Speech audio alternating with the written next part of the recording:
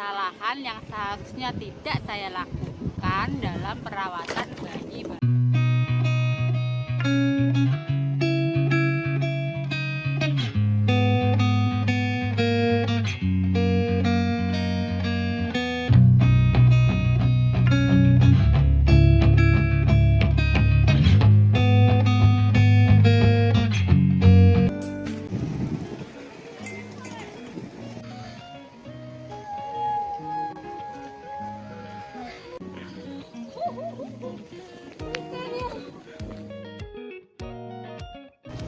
Halo Moms, jumpa lagi dengan kami di Puput MS Family Channel.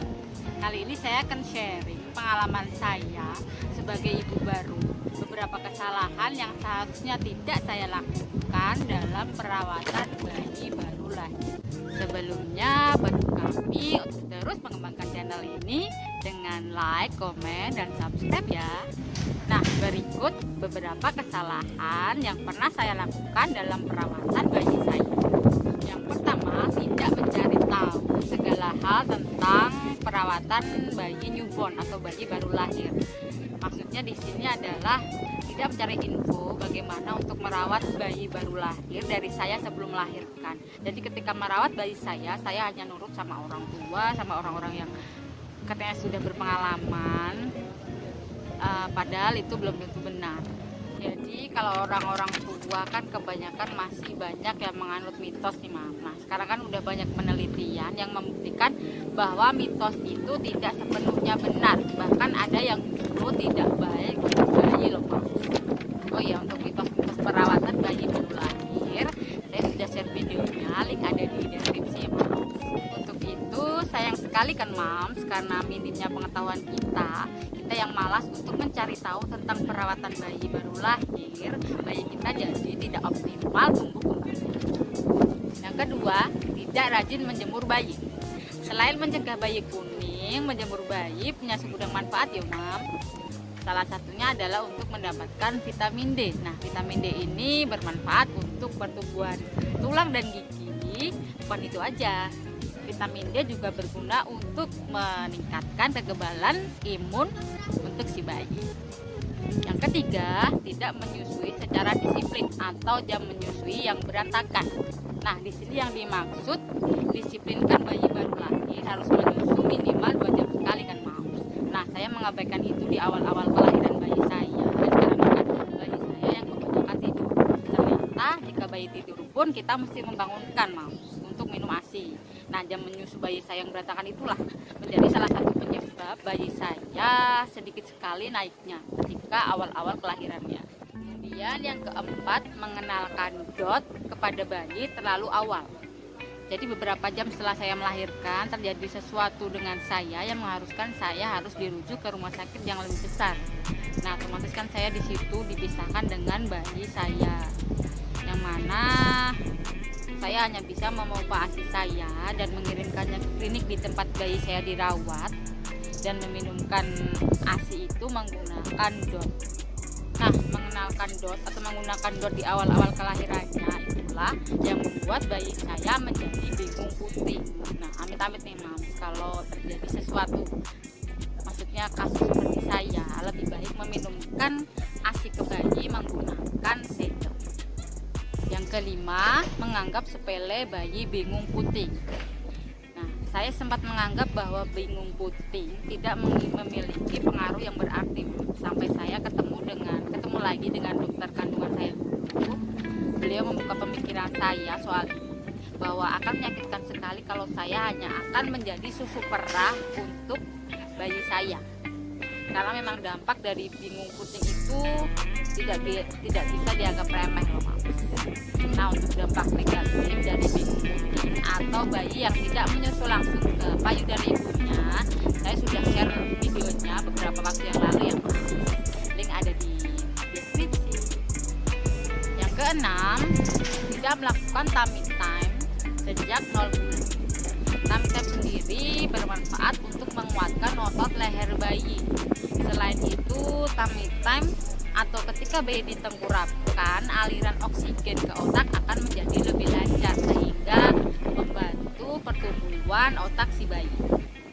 Nah, untuk kesalahan satu ini, bayi saya memang agak peyang kepalanya moms.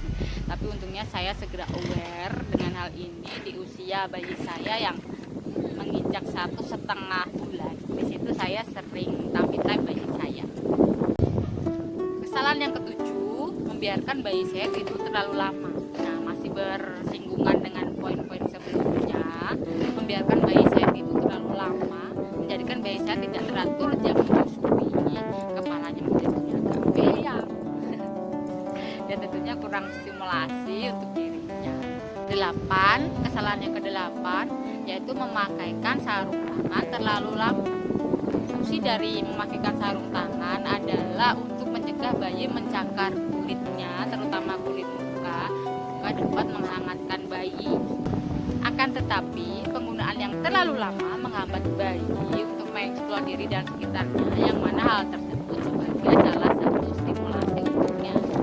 Tangan sebagai alat peraba manusia, dengan tangan bayi bisa mengeksplor bermacam hal seperti dia, anggota badannya, dan juga banyak hal di sekitarnya, misal tekstur kasur yang dia tiduri, selimut, spray, dan macam-macam. Nah, saya pernah dapat talk show dari seorang dokter anak bahwa pemakaian sarung tangan jika tujuannya agar tidak mencakar muka dia sendiri. Nah, sayang sekali kalau menitik beratkan hal yang hanya bersifat kosmetik tapi otaknya kobong, ya kan Mas? Yang ke-9, membedong terlalu sering atau terlalu lama dan terlalu kencang. Sama halnya seperti pemakaian sarung tangan, membedong dapat menghangatkan bayi, akan tetapi membedong dapat menghambat bayi untuk mengeksplor diri dan sekitarnya karena geraknya yang terbatas. Terlebih jika membedong bayi dengan sangat kencang, bayi akan kesulitan untuk bergerak, Sekali lagi, bayi jadi tidak dapat menstimulasi dirinya sendiri. Yang ke-10, memberi makan bayi jika sudah empasi sambil digendong keliling kampung. Nah, maksudnya di sini adalah makan sambil diajak jalan-jalan ya, Mas. Nah, kalau satu ini pengalaman dari sepupu saya, yang mana dari cara makan tersebut anaknya jadi ngemut kalau makan. Dari sebelum saya mulai empasi bayi saya, alhamdulillah saya sudah dapat info tentang ini dari talk show dokter maupun dari kakak saya, dan terbukti memang ini terjadi pada anak sepupu saya. Nah, makan yang ngemut itulah proses masuknya makanan jadi terhambat karena makanan yang masuk ke mulut tidak dikunyah dan ditelan, hanya tertahan di mulut saja, serta proses makan menjadi sangat lama.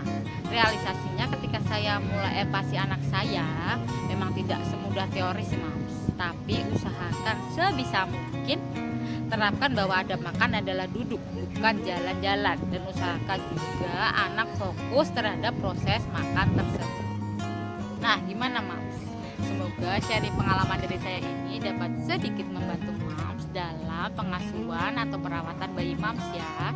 Dan kalau Mams merasa info ini bermanfaat, jangan lupa subscribe dan share video ini agar banyak Mams tidak melakukan kesalahan seperti yang pernah saya lakukan dalam pengasuhan sang buah hati. Oke, sekian dulu untuk kali ini ya Mams. Salam ibu pintar, ibu yang selalu haus akan ilmu perawatan dan pengasuhan bayi. Karena tumbuh kembang bayi bukan datang sendiri ya Mams, melainkan dari cara perawatan, pola pengasuhan, dan bagaimana cara kita untuk mengoptimalkan bayi kita. Assalamualaikum.